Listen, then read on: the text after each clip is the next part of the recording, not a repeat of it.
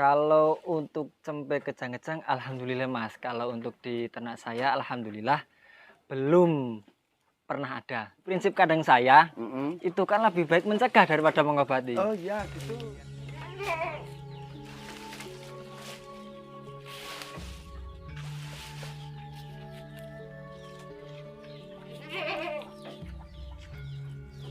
Assalamualaikum warahmatullahi wabarakatuh. Berjumpa kembali dengan Wayangon Channel, teman-teman. Kali ini saya akan menemui peternak muda dan cerdas.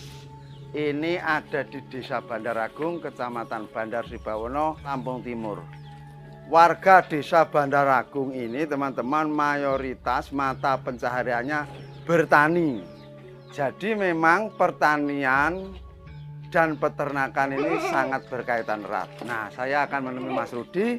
Kita akan membahas tentang perawatan cemple ataupun perawatan kambing secara menyeluruh, teman-teman. Selamat sore Mas Rudi. Selamat sore Mas. Apa kabar? Alhamdulillah sehat. Mas Rudi, ini untuk kesekian kalinya saya berkunjung di peternakan yang Mas Rudi punya. Alhamdulillah. Nah, ini sekarang indukan ini ada yang sedang beranak-beranak Mas ya? Alhamdulillah sudah mulai beranak bulan ini Mas. Ada berapa ekor ini yang beranak? Untuk bulan ini yang baru-baru ini seminggu ini sudah 2 indukan. 2 indukan. Jadi totalnya ini indukan yang sedang punya anak alias plus belum disapai ada berapa ekor nih? 1, 2, 3, 7. 7. Dengan total cempe itu 13 ekor. Oh berarti ada yang 1 Mas ya? Ada yang 1, 2. Oh 1, 2. 7 ke 8 gitu loh Mas. Oh gitu. Kurang pasti. Itu kalau untuk cemple Mas. Seringkali saya menemui peternak kambing yang mengalami kematian. Itu awalnya kejang-kejang ketika cemple umur 5 hari sampai 10 hari. Iya. Di kandang Mas Rudi ini apakah pernah mengalami hal serupa Mas? Kalau untuk cempe kejang-kejang alhamdulillah Mas. Kalau untuk di ternak saya alhamdulillah belum pernah ada. Belum pernah ada ya? Ya, tapi di kawan-kawan itu sering terjadi. bercerita. Ya, sering bercerita, "Wah, men kok kambing saya itu cempe begini itu bagaimana? Kok kenapa? Itu penyebabnya apa?" gitu. Iya. Terus ya saya kan belum pernah ya Mas ya. Terus saya ya beritahulah sama dia. Kalau untuk penyebab penyakit itu saya kurang paham. Tapi kan kalau di prinsip kandang saya itu kan lebih baik mencegah daripada mengobati. Oh iya gitu. Iya, alhamdulillah lebih baik mencegah itu bagaimana agar si kambing ini tidak kejang-kejang. Nah, praktek Mas Rudi selama ini kan alhamdulillah belum pernah ngalamin ini. Alhamdulillah belum pernah ada, Mas. Teori Mas Rudi ketika indukan lahir dengan pertolongan cempe-cempe itu, antisipasinya seperti apa untuk mencegah supaya kambing ini nggak mengalami kejang-kejang? Kalau untuk di peternakan saya itu setelah kambing melahirkan, otomatis kan kita beli pertolongan kemana ya? Yang pertama itu kambing keluar kan ada tali besar. Nah itu mau kita gunting atau melepas sendiri. Kalau untuk kita gunting lebih baiknya diantisipasi. Kita untuk memotong itu kan menggunakan bahan logam. Ya betul. Mau pisau, gunting, mau apakah itu, yang jelas yang pertama steril. Ya. Kalau untuk saya bersihkan dulu dengan alkohol Ya. biar steril, kuman-kumannya mati. Habis itu dipotong. Untuk yang cara kedua bisa dibakar. Oh dibakar? Iya, untuk membunuh bakteri-bakteri itu sendiri. Oh gitu? Iya. Terus ada lagi, kalau untuk zaman kuno, kalau dipikir logika memang betul Mas. Apa itu? Itu pakai bambu runcing katanya, biar tidak ada. Oh itu kulitnya itu? Welat. Betul. Oh ya. Kalau logika saya Mas ya, penyakit kejang itu kan biasa dikenal orang awam kan step. Katanya ada yang berpendapat itu karena tali pusarnya ada infeksi atau ada bakteri. Nah dengan bahan logam itu kan menyebabkan titanus atau apakah itu. Maka orang zaman dulu itu menggunakan si welat itu tadi. Begitu. Kalau kan ada kemungkinan yang seperti ini Mas, ya mungkin bukan step atau titanus ya. Bisa jadi indukan ini aktif menjilati. Betul, puser. betul, Ah. betul. Kalau untuk di kandang saya memang ada. Mm-mm. Saking gematinya Mas, Mm-mm. anak iku pusernya didilati. Mm-mm. Penanganan pertama saya kan baru tahu, oh kok dijilatin gini terus. Mm-mm. Itu saya kasih betadin. Oke, saya kasih Ah, betadin. pagi sore saya kasih betadin biar indukannya nggak mau jilatin lagi. Mm-mm. Iya. Karena kalau dijilatin terus menerus, lidah indukannya ini kan kasar, Mas. Betul, iya. Bisa Kadang-kadang menyebabkan nanti bakteri. apa itu istilahnya ngasek gerong dulu, Mas ya. Nggih, nggih. Nah, seperti itu nanti bakteri masuk. Iya, betul. Kalau sudah Bakteri. diserang bakteri seperti itu susah Mas ya pertolongannya, Mas ya. Betul. Lebih baik untuk kawan-kawan yang sudah terkena penyakit seperti itu lebih baik dijadikan pelajaran lagi bagaimana cara mengantisipasi penyakit itu tidak datang kembali. Oh, gitu, Mas ya. Iya. Jadi mencegah memang lebih baik. Walaupun kita tidak memastikan bahwa itu cara penyakit. terbaik Betul, ya, Mas ya. Betul. Jadi gitu teman-teman, ini buat pengalaman. Ini di kandang Mas Rudi ini belum pernah sekalipun mengalami kematian semple yang kejang-kejang.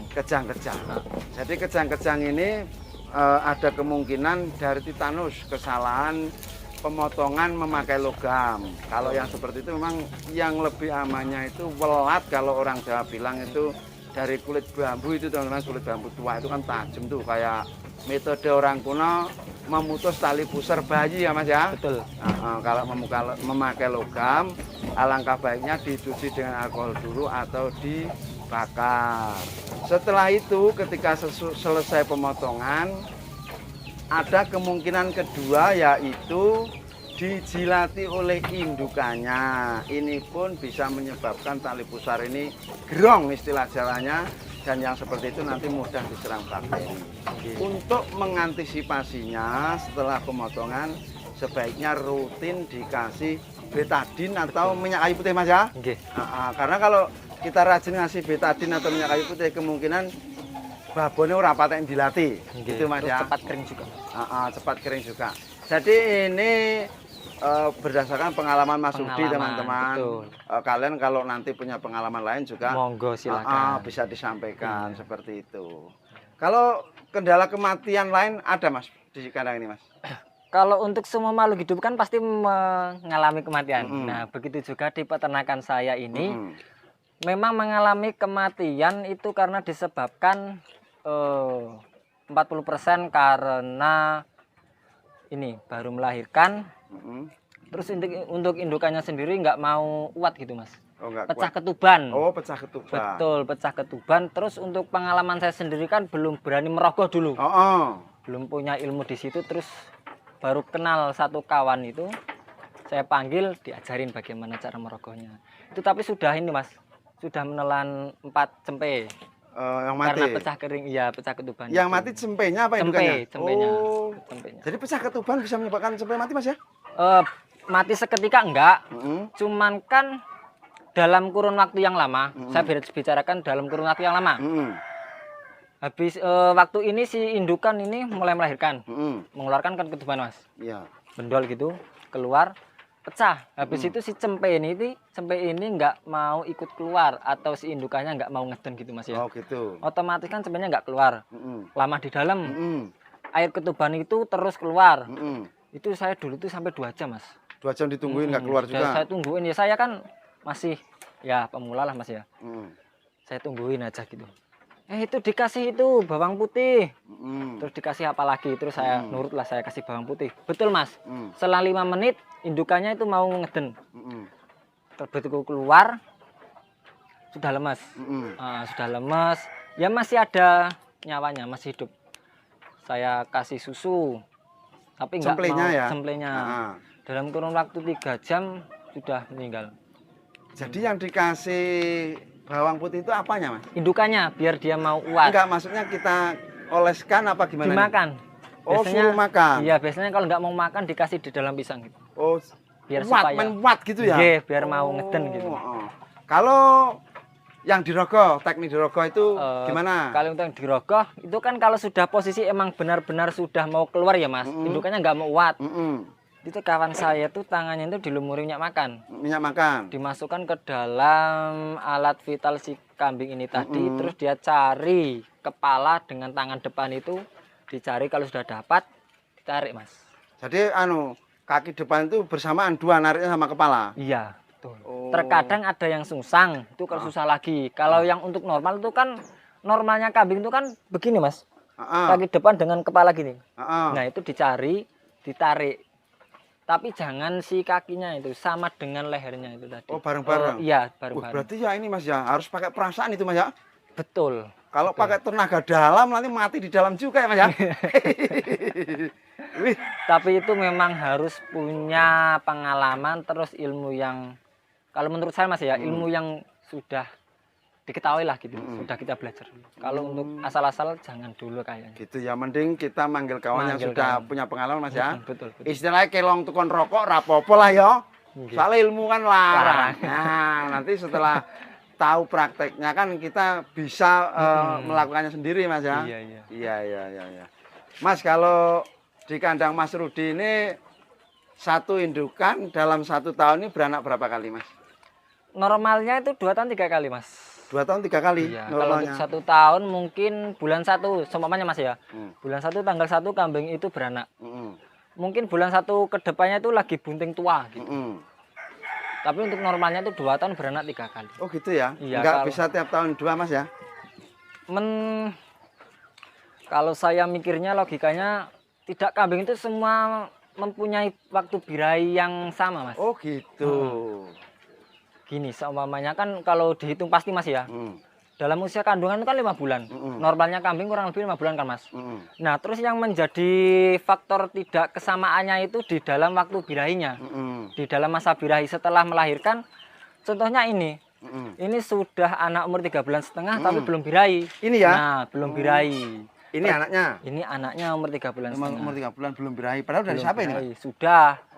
Terkadang ada juga indukan yang baru anaknya umur 1,5 bulan atau 2 bulan sudah mulai birahi. Itu lebih bagus lagi, itu kemungkinan dalam setahun bisa 2 kali. 2 kali. Iya. Berarti normalnya 2 tahun 3 kali gitu ya. Iya. Tuh seperti itu teman-teman. Memang di kandang peternak itu pasti beda-beda Mas ya.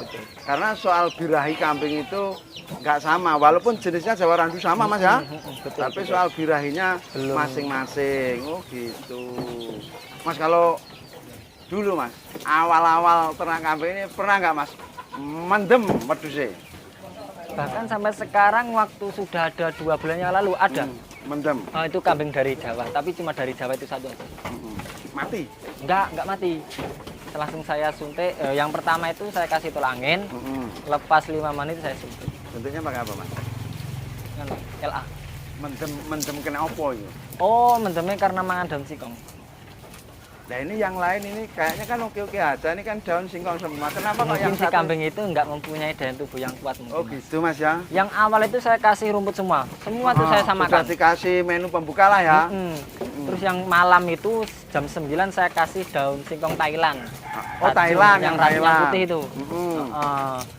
Terus selang 5 menit kambing itu teriak. Suaranya Ya, beda suaranya mesti. beda lah. Saya keluar. Itu belum sampai kembung itu belum.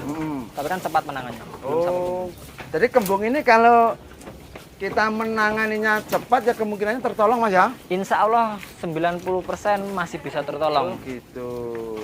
Kadang ini ya Mas yang susah itu kambing kebuk, kambing kembung, peternaknya lagi ada perlu keluar rumah seperti itu Mas ya? Iya, nggak tertolong. Oh iya.